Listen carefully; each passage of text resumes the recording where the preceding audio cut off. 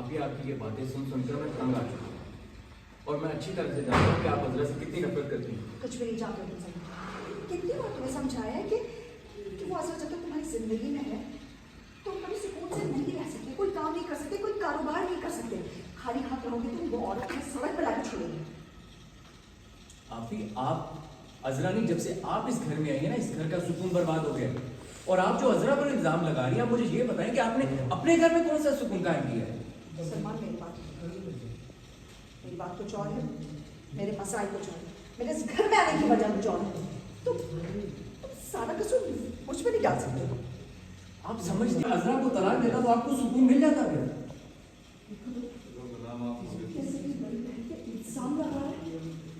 ठीक है, मैं ही बोली, मैं ही गई, सब कुछ मुझ पर छोड़ दो।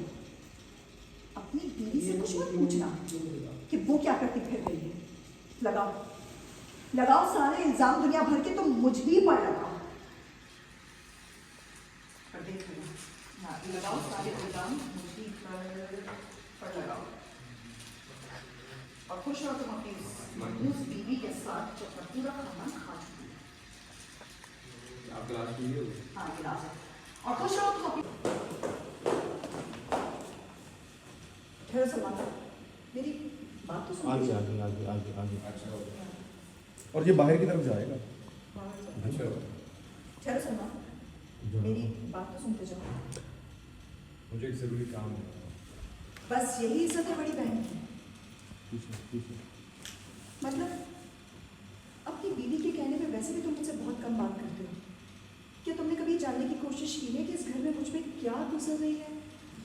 अजरा ने अम्मी और तुम्हें तो अपनी बातों में फंसा लिया, पूरी तरह से तुम्हारे कान भरे हैं।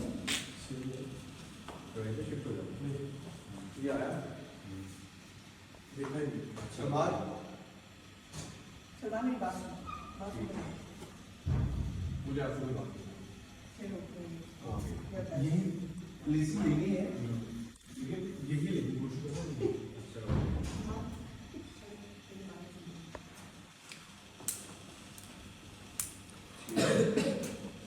जब ये आगे होता है तो उसके बाद फिर वो अपनी उसी जगह पे आ जाता है, तो फिर यही रहूँ।